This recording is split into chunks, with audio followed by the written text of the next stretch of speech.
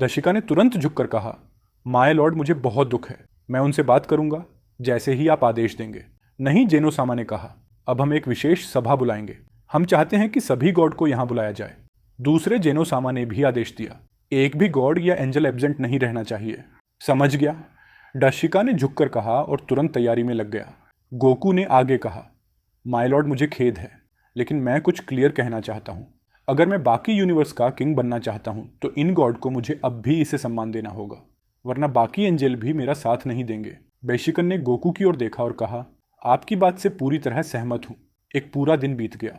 जेनोसामा के आदेश पर सभी गॉड को इंस्टेंट बुलाया गया, यहां तक कि बेशिकन ने खुद जाकर उन एंजल को भी बुलाया। सभा का दिन आ पहुंचा। गोकू और व्हीस एक साथ वहां पहुंचे। बेरस अपने स्थान पर खड़ा था, उसके साथ सुप्रीम काई भी मौजूद था, लेकिन इस बार बेरस के पास उसका एंजल नहीं था क्योंकि व्हीस आगे खड़ा था। वडोस के चेहरे पर नाराजगी साफ झलक रही थी।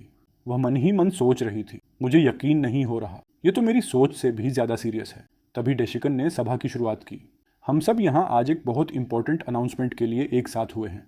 जैसा कि आप में से कई पहले से जानते होंगे, गोकू रियली में जेनोसामा के भाई हैं। ये सुनते ही सभी गॉड ऑफ डिस्ट्रक्शन एक दूसरे को देखकर फुसफुसाने लगे। वे इस मिस्ट्री को सुनकर पूरी तरह हैरान थे। उन्हें समझ ही नहीं आया कि यह कैसे संभव है। गोकू आगे बढ़ा और बोला, बहुत समय पहले मैंने अपनी जान गंवाई थी और फिर एक मल्लस के शरीर में पुनर्जन्म हुआ, लेकिन टूर्नामेंट ऑफ पावर के दौरान जब मैंने अल्ट्रा इंस्टिंक्ट प्राप्त किया तब मेरे पुराने डिवाइन एनर्जी की यादें लौट आईं। सभा में सन्नाटा छा गया। तभी डाइशिकन ने कहा, जेनोसामा ने निर्णय लिया है कि 13 से 18 तक के यूनिवर्स को फिर से बनाया जाएगा और उन यूनिवर्स के नए किंग होंगे गोकू। सभी गॉड के चेहरे पर हैरानी छा गया। दशकन आगे बोले, भीस ने ग्रैंड प्रीस्ट होंगे, वे अपने पिता की भूमिका निभाएंगे, लेकिन गोकू के साथ रहकर यह सम्मान भीस को मिलना ही चाहिए क्योंकि वह सभी एंजल में सबसे सीनियर हैं। सभा में तनाव फैल गया। दैशिकन ने अपनी बात जारी रखी, हमने यह सभा इसलिए बुलाई है क्योंकि हमने कुछ अनादर और विश्वासघात के संकेत देखे हैं जो गोकू के प्रति अनादर दर्शाते हैं। इन शब्दों को सुनते ही सभी 11 एंजल के चेहरों पर डर साफ झलक आई। किसी ने नहीं सोचा था कि जिस मल से वे उलझे थे वह असल में आने वाला किंग होगा। गोकू सीरियस स्वर में बोला, मैं तुम लोगों से लड़ने नहीं आऊंगा, भले ही तुमने अर्थ पर हमला किया हो, और मेरी गायब करने की एनर्जी केवल उन यूनिवर्स में चलेगी जिन्हें मैं फिर से बनाऊंगा, यानी यूनिवर्स 13 से 18 तक पर ध्यान रखना। अगर तुम मुझे छेड़ोगे तो मैं तुम्हें बहुत ही बुरा हाल कर दूंगा। दाइशिकन ने पूछा, क्या किसी के पास कोई सवाल है? सभी ने एक स्वर में कहा, नहीं, और इस तरह सभा समाप्त हो गई। इसके बाद हालात काफ़ी तनावपूर्ण हो गए। खासकर एंजल के बीच कई एंजल वर्डोस से नाराज हुए क्योंकि वे समझते थे कि वर्डोस ने इस मुश्किल को भड़काया। धीरे धीरे कई एंजल ने वर्डोस से दूरी बना ली, पर वर्डोस भी चुप नहीं बैठी। उसने अपना कोई ना कोई कदम उठाना शुरू कर दिया। कुछ महीने बीते। गोकू और व्हीस लगातार अपनी पावर बढ़ाने में लगे रहे, पर वर्डोस ने अपना एक खतरनाक प्लान तैयार कर लिया। जब सुपर ड्रैगन बॉल लौटने वाली थी, वर्डोस ने अर्थ के एटमॉस्फेयर में प्रकट हुई। उसने एनर्जी वेव से पूरी अर्थ को घेरे वाली बड़ी सी नारंगी रंग की ऑब्स्कल बन दी। वह ऑब्स्कल धीरे धीरे सिकुड़ने लगी। 88 उसे अर्थ का अस्तित्व खतरे में पड़ने लगा। गोकू ने वर्डोस की उपस्थिति महसूस की और तुरंत वहां पहुंच गया। वर्डोस, तुम यहां क्या कर रही हो? वर्डोस ठंडी आवाज में बोली, तुम और बाकी गॉड से फर्क यही है कि तुम्हें अपनी इच्छाएं हैं, तुम्हें दूसरों की परवाह है। गोकू ने कठोर स्वर में कहा, इस ऑब्स्कल को हटाओ, अर्थ के लिए खतरा होती जा रही थी। वर्डोस ने तेज आवाज में कहा, तुम अब मुझसे लड़ सकते हो, जबकि तुम्हें नहीं पता कि इस ऑब्स्कल को कैसे रोका जाए, या फिर हम एक समझौता कर सकते हैं। गोकू गुस्से में बोला, क्या बकवास कर रही हो? तुम क्या चाहती हो? वर्डोस ने गोकू के सामने एक बड़ी मोती दिखाई। मैं चाहती हूं कि तुम अपनी सारी पिछली जिंदगी की यादें यहां डाल दो। जिनोसामा के भाई के रूप में कोई चीज ना बचे। अगर तुम ऐसा कर दोगे तो मैं अर्थ को शांति से छोड़ दूंगी। गोकू भड़क उठा, तुम सीरियस हो सकती हो? वाडोस ने गोकू की आंखों में देखते हुए कहा, निर्णय तुम्हारा है। उसे डर था कि वाडोस अर्थ को डिस्ट्रॉयड कर दे। समय बीत रहा था और ऑब्स्कल लगातार सिकुड़ रही थी। अर्थ पर मौजूद उनके दोस्त यह सब देख रहे थे। वेजेटा चौंकते हुए बोला, यह आकाश में क्या है? बोल्मा ने चिंता जताई, जो भी है वह लगातार पास आ रहा है, अब इसे रोको। अगर अर्थ को कुछ हुआ मैं तुम्हें माफ नहीं करूंगा।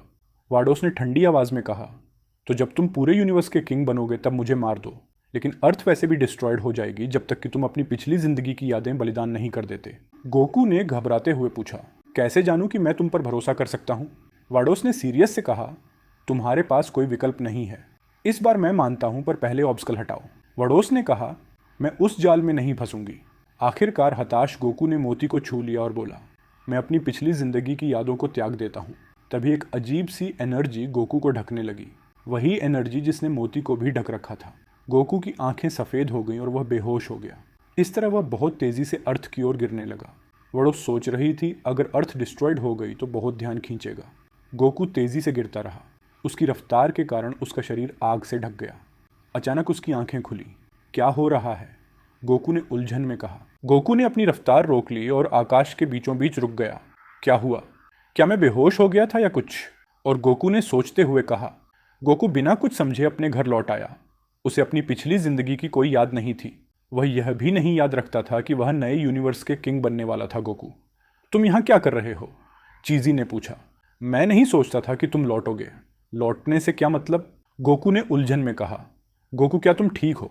ची ने पूछा। हाँ मैं ठीक हूँ। क्यों? गोकू ने जवाब दिया। पापा तुम लौट आए। गोटेन ने कहाँ से लौटना? गोकू ने पूछा। पापा प्लीज़ आप ऐसे बर्ताव मत करो जैसे आप कभी नहीं गए हो। गोटेन ने कहा। मैं कभी गया भी था क्या? गोकू ने हैरानी में पूछा। वाडोस चंपा के प्लेनेट पर लौट गए और अनाउंसमेंट की सब कुछ ठीक हो गया है। अब गोकू को यह याद नहीं कि वह जेनोसामा का भाई है। मुझे लगता है यह बहुत मूर्खता थी। चांपा ने कहा, ऐसी बातें मत कहो, मैंने वही किया जो सही था। वाडोस ने जवाब दिया। अगर उसने अपनी यादें वापस पा ली तो? चैंपा ने पूछा। वाडोस ने ठंडे स्वर में कहा, अगर ऐसा हुआ तो वह तुम्हारे पीछे आएगा और मैं कह दूंगी कि यह सब तुम्हारा आइडिया था, मेरा नहीं। मुझे इससे फर्क नहीं पड़ता। वाडोस आगे बोली। जब तक गोकू के पास उनकी यादें वारजे नहीं है, उन्हें वापस पाना इम्पॉसिबल है। वाडोस ने वह चमकती हुई बड़ी मोती उठाई और कहा, देखो यह सब यही है। क्या वाकई यही है जेनोसामा के भाई की सारी यादें? चांपा ने पूछा। हैरान होकर मोती को देखते हुए वाडोस बोली, हाँ बिल्कुल, यही वो चीज़ है जो जेनोसामा के भाई को वर्तमान गोकू से अलग करती है। अगर यह मोती डिस्ट्रॉयड हो गई तो गोकू और जेनोसामा के भाई के बीच का रिलेशनशिप हमेशा के लिए मिट जाएगा। चांपा को यह सब सुनकर बेचैनी होने लगी। वडोस ने उसकी ओर गहरी नज़र से देखा। आखिरकार बहुत हुआ, अब करो जो करना है। क्या मतलब है तुम्हारा? चांपा ने घबराकर कहा। मूर्ख मत बनो, तुम गॉड ऑफ डिस्ट्रक्शन हो। मैं तुमसे और क्या चाह सकती हूँ? वडोस बोली। उसकी आवाज़ ठंडी और खतरनाक थी। तुम पागल हो गई हो। चंपा डर से पीछे हटते हुए बोला, मैं उस मोती को डिस्ट्रॉय नहीं करने वाला। वह तो जेनोसामा के भाई की यादें हैं। तो फिर या तो अच्छे से करो या मैं मजबूर कर दूं। वडोस ने सीरियस और ठंडी आवाज में कहा।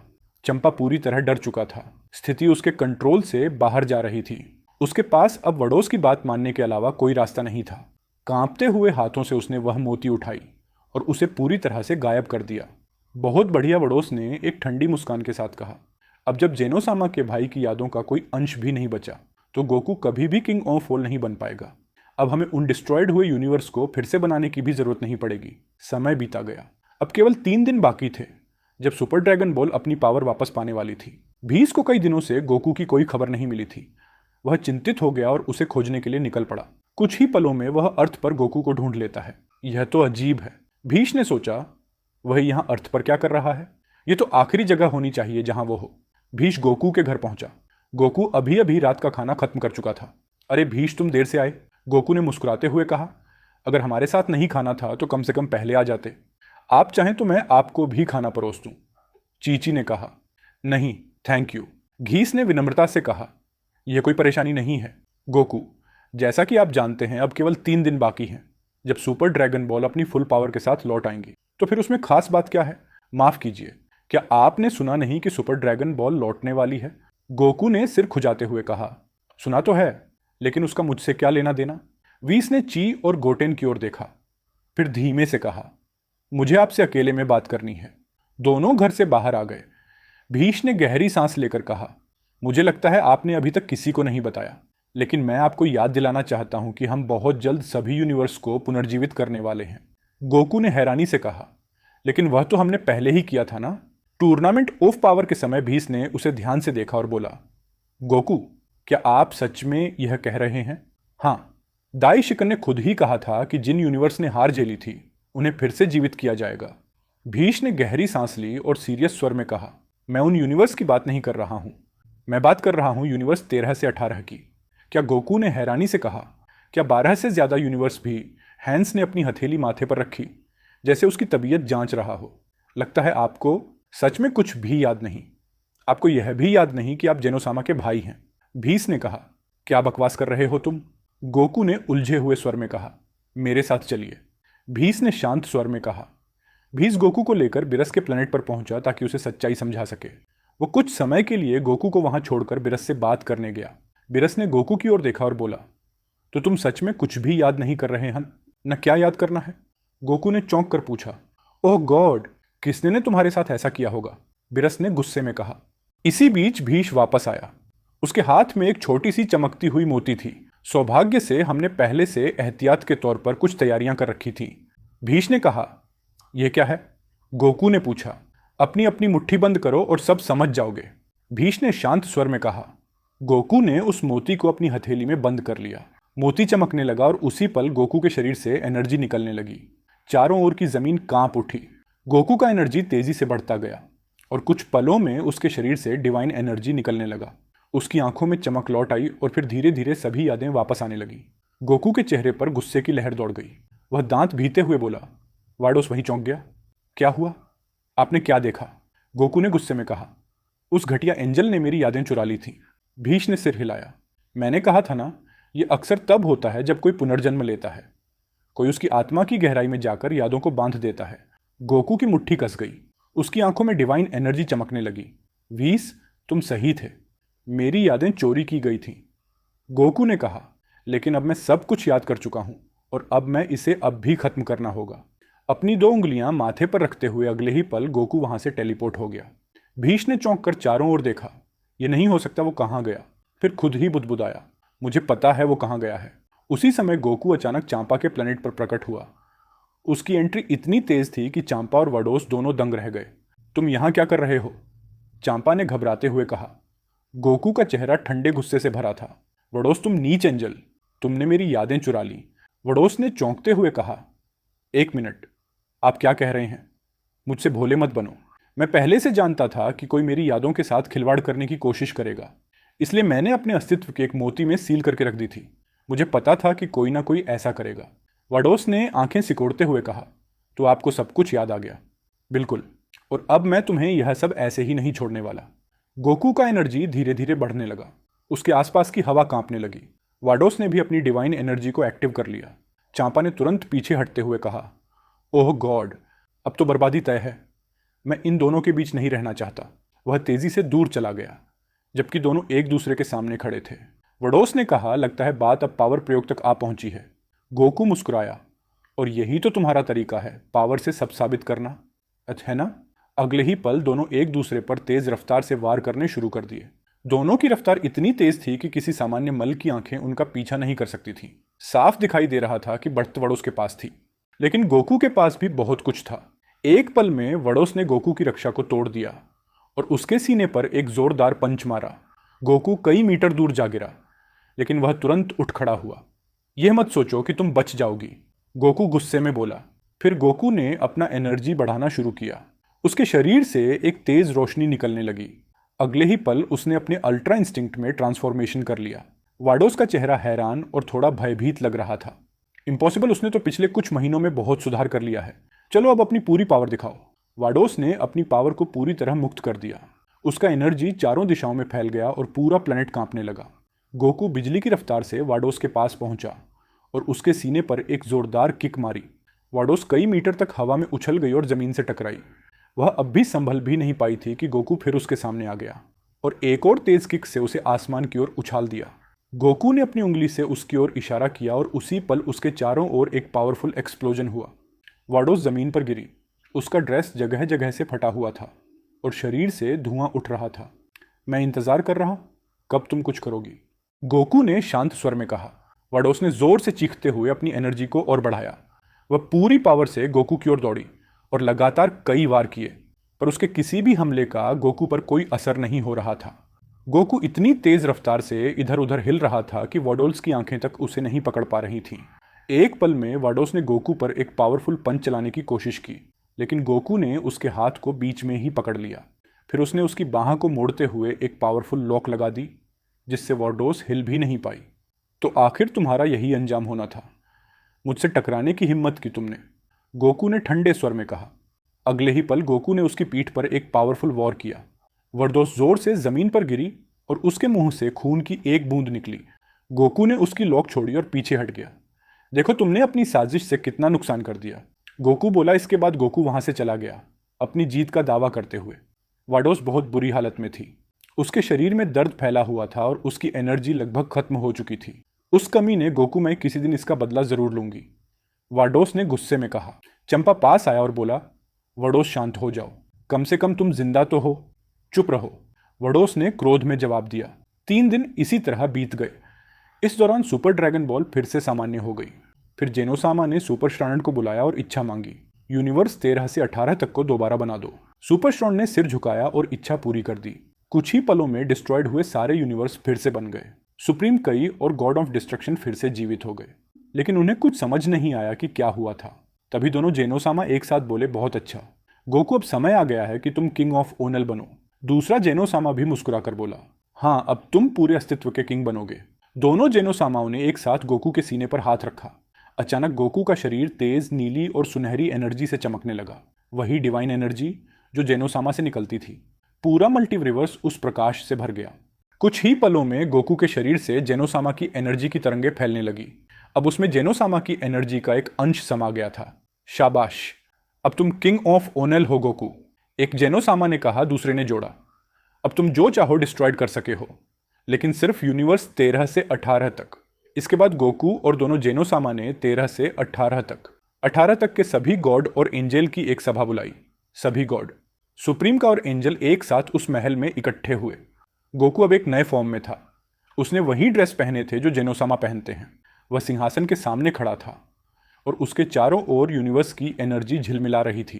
तभी डाइशिकन आगे बढ़ा और बोला, जैसा कि आप सब जानते हैं गोकू अब अपने मेमोरी को पुनः प्राप्त करने के बाद किंग ऑफ ओनल बन चुके हैं, जो जेनोसामा के भाई हैं। गोकू ने सीरियस नज़रों से सबको देखा और बोला, अब से यूनिवर्स 13 से 18 तक मेरी निगरानी में रहेंगे। इससे पहले कि मैं आगे बढ़ूं, मैं एक बात साफ करना चाहता हूं। मुझे पता है कि आप में से कई लोग मुझे पसंद नहीं करते थे। और सभी गॉड और एंजल भयभीत होकर झुक गए। पड़ोस आ गया, पूरा सभा सन्न रह गया। वाडोस का चेहरा एकदम पीला पड़ गया। नहीं, यह तो बुरा हो गया, उसने मन ही मन सोचा। पास में खड़ा मोहितो मन ही मन बुदबुदाया, उम्मीद है वाडोस कोई मूर्खता न करे। वाडोस कांपते हुए आगे बढ़ी और झुककर बोली, मैं आपकी परमिशन में प्रेजेंट हूं माय लॉर्ड। गोकू ने सीरियस नजरों से उसे देखा। वाडोस, तुम्हारे विश्वासघात के कारण मैंने एक निर्णय लिया है। पूरा हॉल एकदम शांत हो गया। सभी गॉड और एंजल की सांसें थम गई। गोकू के चारों ओर फिर से डिवाइन एनर्जी घूमने लगी। जमीन पर हल्की दरारें बनने लगी और वातावरण में बिजली सी चमकने लगी। वाडोस ने कांपती आवाज में पूछा, कौन सा निर्णय माय लॉर्ड? गोकू ने धीरे से मुस्कुराते हुए कहा, वह तुम जल्द ही जान जाओगी। और तभी गोकू ने अपनी उंगली उठाई। आसमान में सुनहरी रोशनी का एक बॉल प्रकट हुआ, जिसने पूरी सभा को चमका दिया। सबने अपनी आंखें बंद कर ली और जब रोशनी गायब हुई, मंच पर गोकू नहीं था। वाडोस हाँफते हुए चारों ओर देखने लगी। देशिका ने धीरे से कहा, वह जा चुका है, पर वह लौटेगा और तब सच्चा न्याय होगा। वाडोस के चेहरे पर डर और पछतावा दोनों झलक रहे थे। चारों ओर सन्नाटा था, सिर्फ हवा में गोकू की आवाज गूंज रही थी, अगली बार जब लौटूंगा तब सबका भाग्य तय होगा। और यह एपिसोड यहीं खत्म होता है। आगे जो आने वाला है वो और भी दिलचस्प है, इसलिए सब्सक्राइब करें और अगले एपिसोड का इंतजार करें।